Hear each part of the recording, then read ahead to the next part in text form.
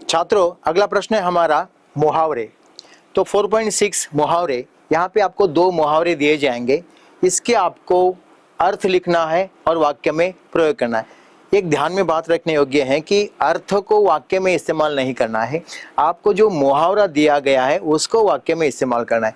कुछ बच्चे क्या करते हैं कि जो अर्थ लिखते हैं वही वाक्य में उपयुक्त करते हैं, लेकिन वो गलत है। तो 2 यहाँ पे मुहावरे दिए जाएंगे, आपको किसी भी एक मुहावरे का अर्थ पता है तो उसको वाक्य में इस्तेमाल करके आप लिख सकते हैं। जैसे यहाँ पे 2-4 होना, 2-4 होने का मतलब होता है जूझना, यानी संघर्ष करना। जूझना मतलब संघर्ष करना। हमारे गोवा जैसे मैंने देखा इस पाठ में है। तो आजकल के युवक नौकरी के लिए 2-4 हो रहे, मतलब जूझ रहे, संघर्ष कर रहे। दूसरा है कोरा जवाब देना। कोरा जवाब देना, साफ इनकार करना, साफ मना करना, साफ इनकार करना, ये उसका अर्थ है। छोटे बच्चे बड़ों के काम को कोरा जवाब देते हैं, मतलब साफ इनकार कर देते हैं। इसका ये उपयोग। सोचिए ये भी आपको नहीं आ रहा है और ये भी आपको नहीं आ रहा है, तो आपके लिए आसान तरीके से यहाँ पे अथवा दूसरा प्रश्न दिया गया है। यहाँ पे 2 मुहावरे आपको दिए जाएंगे इनटू ब्रैकेट। जैसे एक है इज्जत देना, मतलब मान सम्मान देना, और दूसरा है इज्जत उतारना, मतलब अपमानित करना। तो यहाँ पे एक आपको वाक्य दिया जाएगा और जो उसका इन दोनों में से एक मुहावरा वहां पे इस्तेमाल होगा, उसका जो अर्थ यहाँ पे दिया गया है। तो क्या रमेश ने मुझे यहाँ अपमानित करने के लिए बुलाया था? तो अपमानित करने के लिए इज्जत देना ठीक है कि इज्जत उतारना ठीक है? तो आप भी जानते हैं, मैं भी जानता हूँ, इज्जत देने का मतलब अपमानित करना नहीं होता है। इसका मतलब, इसका उत्तर ये है। तो हमें जब इसको इस्तेमाल करना है, कुछ बच्चे क्या करते हैं, इसको नीचे लिखते हैं, उचित मुहावरा चुनकर लिखो। तो उसने चुना और नीचे लिखा, 0 मार्क्स। क्यों? क्योंकि आपको उसको इस्तेमाल करना है। तो ये निकाल देना है आपको, क्या रमेश ने मुझे यहाँ अपमानित करने के लिए, तो अपमानित करना ये आपको निकाल देना है। और आपने चुना हुआ जो मुहावरा है वो नीचे आपको इस्तेमाल करना है। क्या मुझे यहाँ, रमेश ने मुझे यहाँ इज्जत उतारने के लिए बुलाया था, मतलब अपमानित करने के लिए बुलाया था। This is the correct answer. आपको 1 अंक मिल जाएगा। ये आपको नहीं आता है, ये भी आपको नहीं आता है, चलेगा। लेकिन अगर आपको कुछ आता है इसमें से तो आप लिख सकते हैं, नहीं तो ये आपको 100% 1 अंक दिलाएगा। विद्यार्थी मित्रों, अगला प्रश्न है हमारा कारक। यहाँ पे आप देख सकते हैं कारक के 8 प्रकार है। जैसे कर्ता कारक, कर्म कारक, करण कारक, अधिकरण कारक, संबंध कारक, संप्रदान कारक, अपादान कारक और संबोधन कारक। ये वाक्य में जो प्रत्यय आते हैं कारक के, ये आपके सामने है। तो ने प्रत्यय आता है तो कर्ता कारक है, को प्रत्यय आता है तो कर्म कारक है, से के द्वारा ये शब्द अगर वाक्य में आते हैं तो वो है करण कारक, में पर ये अधिकरण कारक, काकी के, रारी रे ये संबंध कारक, को के लिए आता है वाक्य में वो होता है संप्रदान कारक, अपादान कारक में से आता है, और संबोधन में हे, रे, री ऐसे शब्द आते हैं। तो आप यहाँ पे उदाहरण देख सकते हैं। कर्ता कारक का उदाहरण है अजय ने पढ़ाई की। तो कर्ता है अजय, उसके बाद प्रत्यय लगा है ने। तो जैसे ही वाक्य में ने आया आपको लिखना है कर्ता कारक। दूसरा, राम ने रावण को मारा। तो राम के क्रिया का परिणाम रावण पर हुआ, इसलिए रावण मारा गया। रावण ये कर्म है, इसलिए वो होता है कर्म कारक। उसके बाद मैंने पेन से कविता लिखी। जब मैं किसी चीज का इस्तेमाल करके काम करता हूँ, मैंने अपनी आंखों से देखा, आंखों का इस्तेमाल किया।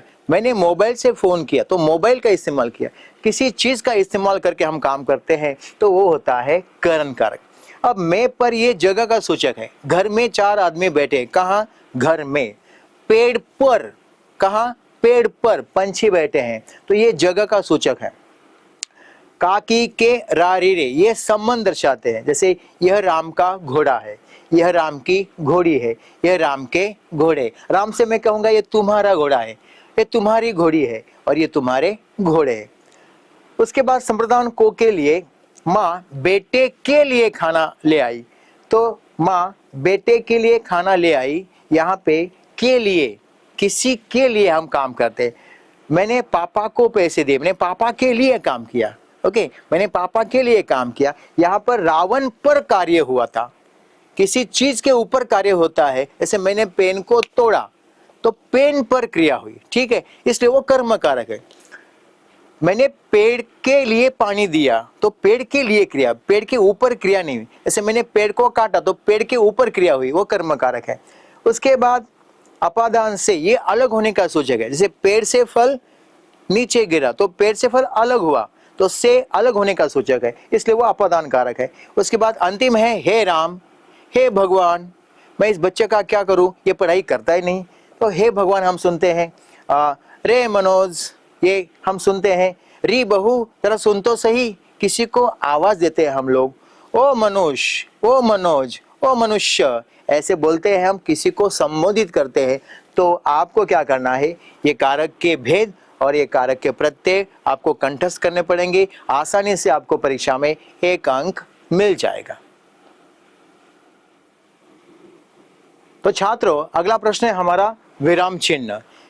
एक वाक्य आपको आएगा, इस वाक्य में आपको 2 विराम चिन्ह देने हैं, तो 2 विराम चिन्हों के लिए 1 अंक है। तो देखते हैं, रमजानी बोली मैं कहां से पैसे दूं, तो यहां पे हमको विराम चिन्हों का इस्तेमाल कर। तो रमजानी बोली, रमजानी बोली, यहां पे आएगा एक अल्प विराम, ठीक है। उसके बाद उसके मुंह के शब्द है ना ये, तो जब हम किसी के मुंह के शब्द ज्यों के त्यों दिखाते हैं, तब हम कौन सा विराम चिन्ह इस्तेमाल करते हैं? बिल्कुल ठीक, दोहरा उद्धरण चिन्ह। तो ये यहां से शुरू होगा, दोहरा उद्धरण चिन्ह, जिसको हम बोलते हैं दुहेरी अवतरण चिन्ह इन मराठी में, ठीक है। तो ये खत्म होने के बाद सेंटेंस मैं कहां से पैसे दूं, ये उसके मुंह के शब्द है, इसलिए उसको हमने डाला है दोहरे उद्धरण चिन्ह में। तो आपको ये अल्प विराम का आधा अंक मिलेगा और दोहरा उद्धरण चिन्ह आपने दिया उसका आधा अंक, मतलब आपको 1 अंक मिलेगा। यहाँ पे दूसरा शब्द है, वाक्य है गाड़ी धीरे धीरे चलती है। तो ध्यान से देखने के बाद आपको पता चलेगा कि धीरे धीरे में क्या चाहिए, संयोग चिन्ह चाहिए, एक हुआ। उसके बाद अंत में एक पूर्ण विराम चिन्ह होना चाहिए ना, तो वो नहीं दिया है। इसका मतलब ये चिन्ह डालने के बाद आपको 2 यहाँ पे विराम चिन्ह इस्तेमाल करने के लिए 1 अंक मिलेगा। सीमा, रमा, शीतल पाठशाला जाती है, तो सीमा के बाद कौन सा चिन्ह आएगा? बिल्कुल ठीक, अल्प विराम। रमा के बाद भी अल्प विराम, और आपने 2 यहाँ पे चिन्ह इस्तेमाल किए और यहाँ पे नहीं है, तो आप यहाँ पे भी देख सकते हैं पूर्ण विराम। तो सीमा, रमा, शीतल पाठशाला जाती है, ठीक है। यहाँ पे आप देख सकते हैं वाह क्या बात है, वाह क्या बात है, तो वहां के बाद कौन सा विराम चिन्ह आएगा? बिल्कुल ठीक, इसको बोलते हैं विस्मयार्थक चिन्ह। और मराठी में आपने कहा, मराठी में वो होता है उद्गारवाचक चिन्ह, लेकिन हिंदी में हम क्या लिखेंगे? विस्मयार्थक चिन्ह। और लास्ट में है पूर्ण विराम। तो इस तरह से 2 चिन्ह आपको रखने के लिए आएंगे और आपको मिलेगा 1 अंक।